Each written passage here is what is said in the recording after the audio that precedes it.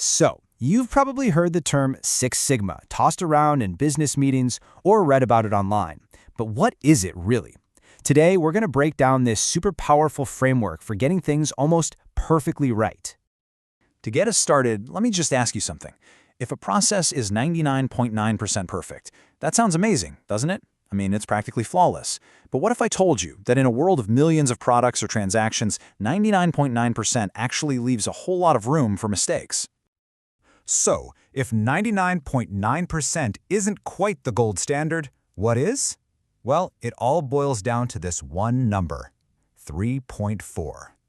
Keep that number in your head, because it's the magic number that defines the entire Six Sigma philosophy. That number, 3.4, is the ultimate goal.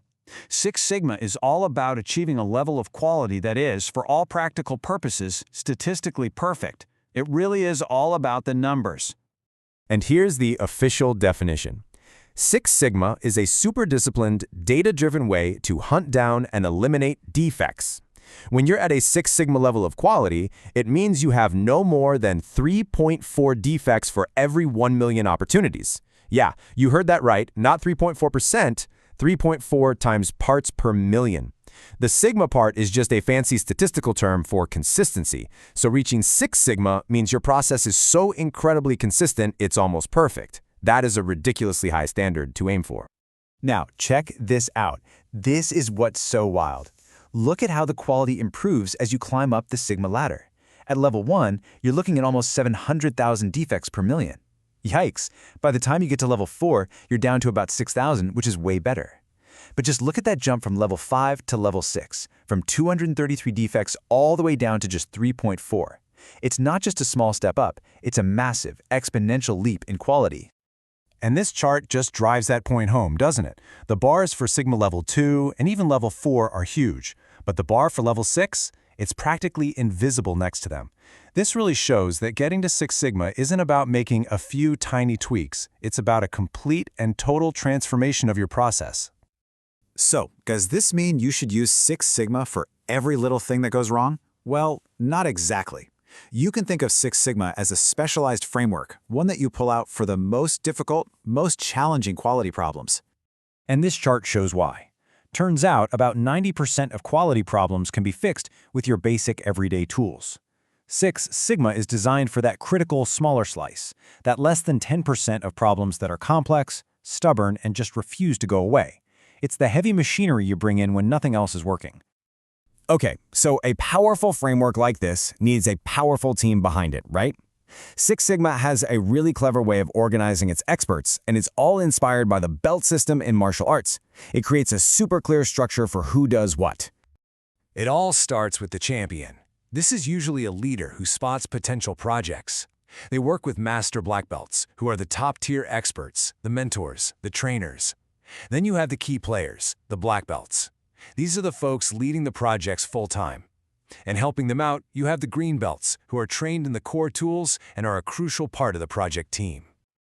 And you know, the system is pretty flexible. Some companies will even add another layer, yellow belts. These are employees who know the basics of improvement and help spread that quality-first mindset all across the company. So how does this team of experts actually solve these big, hairy problems? Well, they follow a very structured 5-step playbook. It's known as DMAIC. It's a reliable, repeatable method that's all driven by data. Let's see how it works. Think of it as a story in 5 chapters. First, you define the problem with absolute clarity.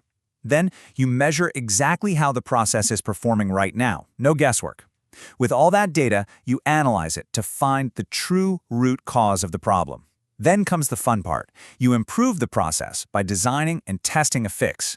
And finally, and this is so important, you control the new process to make sure those hard-won gains actually stick around for good. This level of rigor is in every single step. For example, let's just zoom in on that define phase. Teams use specific tools to make sure they're not just chasing after some vague idea. So, how do you even know if your project idea is a good one to begin with? Well, they use a simple check called Rumba. Is the project realistic? Is it understandable, measurable, believable, and finally, is it actionable? By asking these questions right at the start, the team makes sure the project is actually set up for success before they dive in. Okay, so DMAIC is fantastic for fixing and improving processes that already exist. But what if you're not fixing something?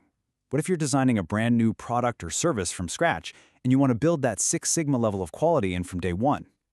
For that, there's a slightly different but very related framework. It's often called Design for Six Sigma, or DFSS, and the most common version is DMADV. You can see it's almost identical to DMAIC, but the last two steps are different. Instead of improve and control, you design the new process, and then you verify that it actually meets what the customer needs at that super high Six Sigma level. Now, as amazing as all this sounds, Six Sigma is not a magic wand. Its success really depends on the company's culture and, honestly, how it's put into practice. So let's talk about the key things that make it work and the pitfalls that can make it fail. Yeah, success is definitely not guaranteed. When these projects fail, it often comes down to the human element.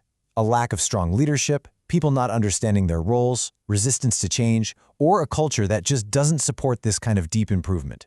It really goes to show you that Six Sigma is just as much about people as it is about stats.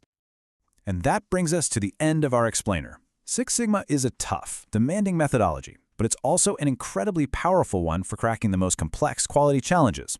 So that leaves me with one final question for you. What's that nagging, persistent, unsolvable problem in your world that might just be waiting for a disciplined, data-driven framework like this one to finally solve it?